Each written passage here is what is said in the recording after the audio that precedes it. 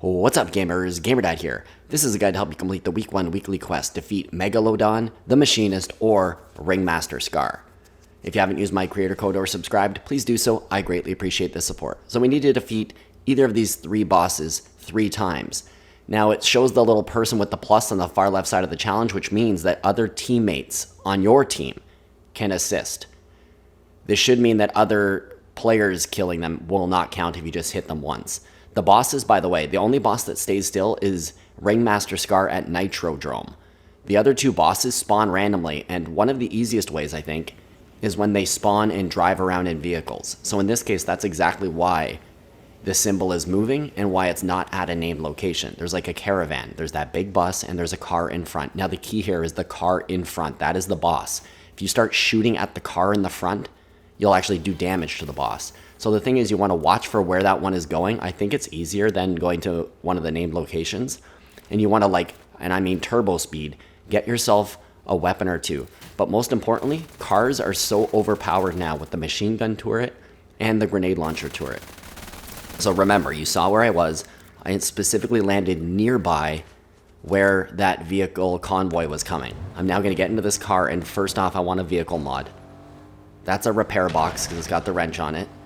What we want to get is a machine gun or a grenade turret.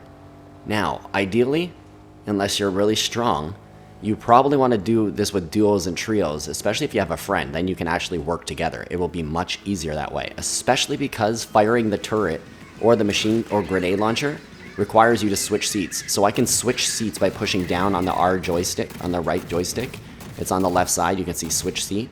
So I'm literally pushing R a couple times, once getting into the passenger so I can fire, then I push it 3 times. That cycles me around the seats of the car. And see this one at the back? I only learned this later on, but one good thing is to shoot the tires out of that one, so then they're forced to pull over, and then the boss will continue to drive away in this car. And as you can see, I'm actually taking power off the boss now. So I haven't even gotten out of the vehicle, and I've already taken off half the boss's health.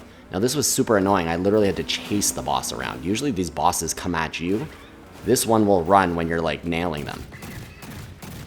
So you can use the car, and like you see, I'm switching again, switching seats back to the driver's seat. If you had a friend driving, you could just do this. Or if you had a squad mate driving, it's much easier. But I wanted to at least show you you can do this on your own. And then you can unload on the car. The boss will finally get out. Here we go. Now at this point, you want to make sure, hopefully you've at least got some health or shields as backup. But don't be afraid to get back into the car, because then you can actually just run through the boss a couple times here. Now, of course, with this challenge active, other players are going to show up. So yes, it's not easy to do this without getting third-partied, as they say.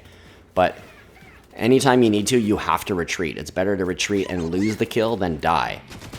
So that other player is just taken off, and I'm going to now eliminate the boss right here. So there we go. The Machinist has been taken down. Pick up her mythic weapon as well as her medallion. So there's the Machinist's medallion. So that's 1 of 3. Super annoying. They made this way too hard, I think.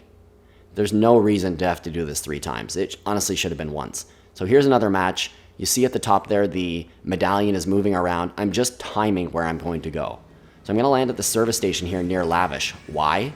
Because I can get a vehicle right away, I can get mods right away, and boom, now I'm after them. So there's no way, you're not going to go after this mobile caravan here on foot. You take a vehicle and you get one of the turrets on there. And again, you can sit here and fire at each of these people, but this is just a learning opportunity I'm sharing. Don't waste your time. Shoot the tires out on that thing and then come after this vehicle. This is the boss. The boss is always in the small car, just so you know. But do expect other players to show up, and therefore just be prepared. If you're a bit of a weaker player, maybe you're newer to the game, consider being aware of where they are and let a player get a little bit of the damage, and then try to come in and run the other player over who's been damaging the boss. Just make sure you do it before they die. Or even one of the players on your squad could be outside the car fighting and someone else is driving the car. But the damage that can be done with the car, especially one with a spiked bumper, is vicious. And then if you need to, you sit a little ways away like this, use that grenade turret, and just fire away. Boom, Megalo has been eliminated. That's 2 of 3. And now on to my 3rd attempt here. So the first two, I went after the mobile bosses, and I wanted to show everybody landing at an actual named location. It is possible that the 3 bosses will spawn at the named locations, the Nitrodrome, the Rig, and Brutal Beachhead. So this is Brutal Beachhead, and you only come here when you see the medallion. See that symbol in the top right? It's right below the name. That tells you the boss is here. There's no point coming to Brutal Beachhead if he's not here. A couple notes here. You can use walking around these gangplanks and stuff. You can shoot from atop here and get that damage from above. That's always helpful. But just remember, there's flat ground down there, or it's not too flat, but there's also vehicles. So what can you do? You can get into the vehicle and smash into the boss and some other players. And if it's just a solo, like I'm doing here, you need to use everything in your arsenal, especially if you're doing this really quickly. Because of the challenge, it's like you have to race to do this before another player does it. You have to be careful with the car, though, that you don't blow up inside of it.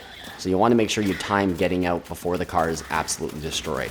The only thing I don't like about coming to these locations to do this is that there's so many players here that it's so easy for a player to come in out of the corner. At least when you're driving around in the vehicles, you can hear the other cars, you can see the other cars. Here we are about to finish this. This will be my 3rd and final kill. So we're going to go here, keep staying steady, and boom, there is my 3rd defeat. I do hope the guide is helpful. Please drop a like, leave me a comment, hit that subscribe button, and don't forget to use my creator code in your Fortnite item shop. It is GamerDad, all one word, all capital letters. Good luck with the challenge, and until the next video, this is GamerDad out.